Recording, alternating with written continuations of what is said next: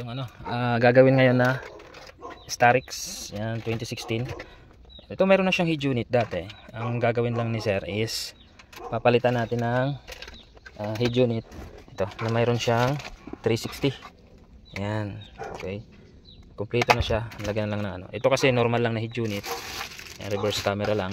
And then palitan natin ng may 360. Ayan siya. DSP 360, 4GB, 64, may 4G. May 4G na rin siya. Ito yung mga camera niya, 4. So, okay, ito yung dating existing wirings niya sa loob. Ayan. So, may-notify na rin tong nila. Okay na rin, working lahat. Meron siyang sub. Okay. Ayan. So, walang steering wheel. Okay. Palitan na natin to ng head unit at lalagyan natin ng meron siyang 360 camera. So, binabaklas lang to yung buong gilid. Ayan. Meron dito, tornilyo dito. Ayan, sa loob. Ayan. Okay. And then, okay na. So, dito natin ilalagay yung side mirror na camera. Dito, sa loob. Ay, tanggalin natin to para makita natin. Starix, titanium na Starix. Meron siyang sub na maliit. Then, ito yung kanyang meron siyang dashcam. Okay. Ayan. Baklasin na natin to. So ito yung side mirror natin. Ayan, kinabit ko na. Dito yung daan ng wire. Ayan sa loob. Ayan. Yan yung niya. Ayan. Okay. Dito talaga yung pwesto niya kasi meron siyang bakal yun. May bakal siya sa loob. Ayan, okay. Ito na siya. Ayan o. Ayan. Ito yung isang side mirror. Ayan, nakabit na natin. Ayan. Okay. Yung mga wirings niyan, dito natin dinaan. So ito nakaipit siya pero malambot, hindi siya ganun katigas kasi pag bakal sa bakal, posibilidad na maipit yung wire, gagrounded siya. Ayan, kaya ayan, binutasan, may butas yan sa loob. Okay, ito na yung wire. Then itong red na wire, tatap natin dito sa trigger niya sa signal light. Ito. Pinutol ko gawa ng hindi siya matanggal side mirror. Ayan, okay. So ito yung ginagawa natin ngayon. Isang side mirror na. Tapos na yung isa. Ito lang. Okay. And then dito natin dinaan yung mga wire. Ayan. Tanggalin natin itong takip. Ayan, ito. Ito yung takip niya. Dito natin idadaan yung wire papunta rito sa loob. Ayan. Ito. Itong kulay red, ito kaliwa. Left. Ayan. So may mga color coding din siya. Itong kanan kasi kulay blue. Ayan, kulay blue siya. Okay, so yan. Isang side mirror na lang, tapusin na natin to. Side mirror. Ano siya? So nakabit na natin sa signal light. Ayan, gumagana signal light ng ayan. Okay. So tornilyo na lang. Okay. Tapos na siya. Balik na lang natin to, mga wirings niya. Ayan. Ito. So pantay na pantay yung tingin niya dito. Kailangan yung tingin niya straight para pag nag-calibrate din signal light maganda. Okay, fix na natin to. Tapos yan, okay na. Tapos yung wire dito natin padaanin sa loob. Ito, mayroong daanan ng wire dito, sisiksik lang natin. Okay na, tapusin na natin na rin ito. Ayan, ito yung wire ng harap. Ayan, dito natin dinaan. Kasi ito yung camera nya. Ayan. Okay. Dito natin siya nilagay kasi pag dito hindi na at least hindi siya masyadong halata. Dinaan natin yung wire dito. Ayan. Nandito yung wire sa ilalim. Tapos papunta doon. Ayan. Okay na. Ito na siya. Ayan. So pinagkapit tayo ni sir. Ayan. Saka pandesal. Thank you, bossing. Okay. Tapos takbo na natin yung wiring dito. Fix ko muna yung mga nasa harap na wire. Yan, may GPS, then 4G. Tapos nun, likod na. Fix ko muna ito. Yung kabila, okay na. Na-fix na yung kabila. Ayan. Okay na siya. Ito na lang. Kabit na natin dito yung harap. Tapos na. Ayan, baba na natin tong hood. Ay, yung mga clip, balik muna natin. Ayan. Okay. Ito na yung mga niya, wirings. Ayan. Nandito na lahat. 4G and then GPS. Ayan, so medyo madumi yung kamay. Tapos ito yung monitor. palitan natin. Ayan. Okay. So ito yung dati ng monitor ni sir. Ayan. T3 P9 AHD 9 inch. 9 inch din siya. So ang ipapalit natin ay 9 inch din. Ayan. Ito. 9 inch din siya. 464. Ayan. Ayan to yung specs niya.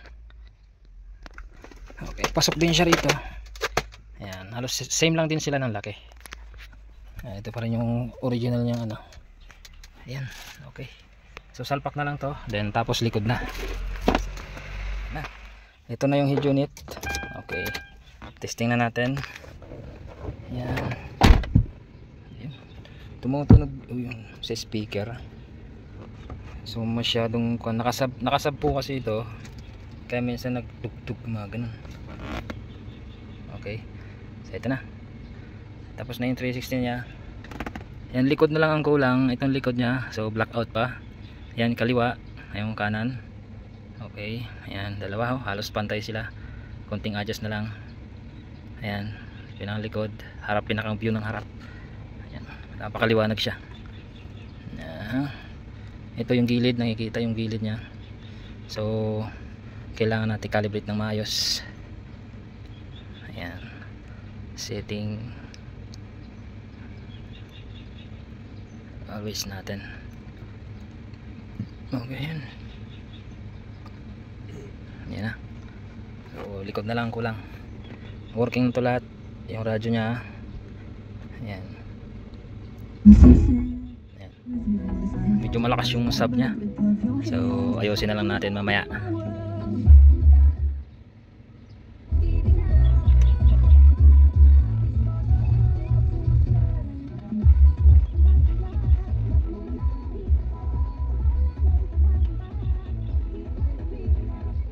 Front. Okay. So yan. Likod na lang ang kulang.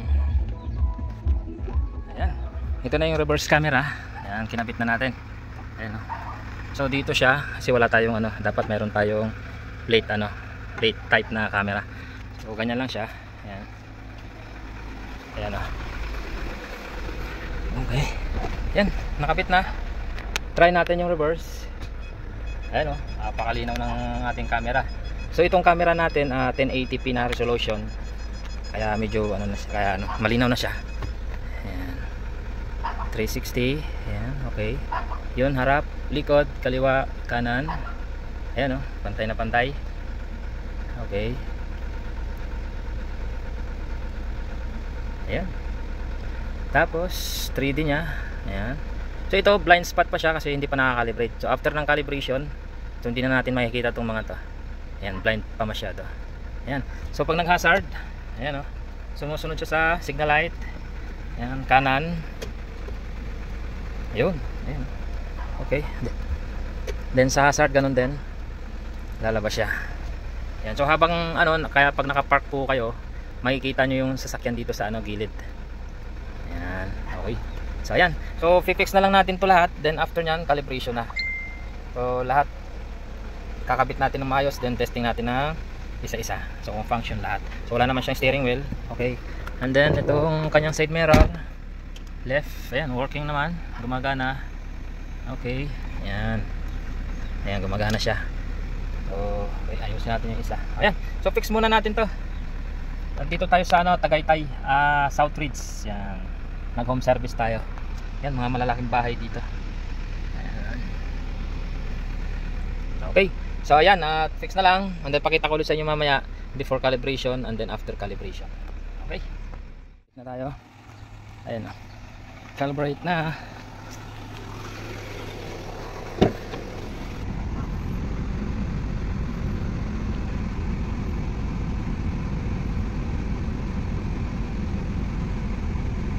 Okay na. Ganito lang mag-calibrate. Ayan. Ayan, kailangan lang itong apat na yan, tapos dito yung adjustment sa taas. So kailangan yung tulis niya, yung dulong-dulo, sasakto lang. Ayan. Uulitin lang yan hanggang sa ano, hanggang matapos. Hanggang mag-save siya. Yan, yung iba sakto na rin. Ayan.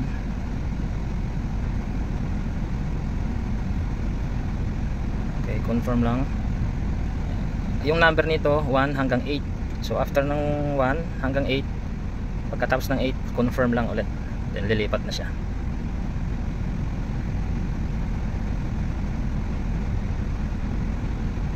Confirm. Ayan.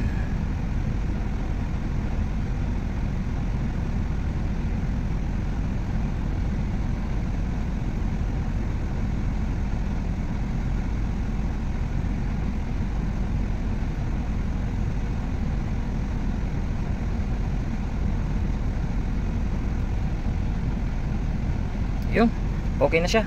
Ayan, nilipad lang. So pantay na siya, di tulad kanina. Ayan, oh. So ngayon meron na siyang nakikita sa gilid. Ayan. So kanina talaga wala siyang makikita. Ayan, oh. Yung kaliwa niya, ayan, side. Ayan, okay. Then yung harap, ayan. Yung likod, ayan. Ayan na siya, yung di tulad kanina. Ayan, talagang kwan siya. Ayan, okay. Kanan itong kaliwa kanina wala akong makita. Ayan. So ayan, ang laki na ng diferensya. Okay, ayan na. So tapos na yung calibration, then tapos na rin yung installation natin ng Hyundai Starex 2016. Titanium siya.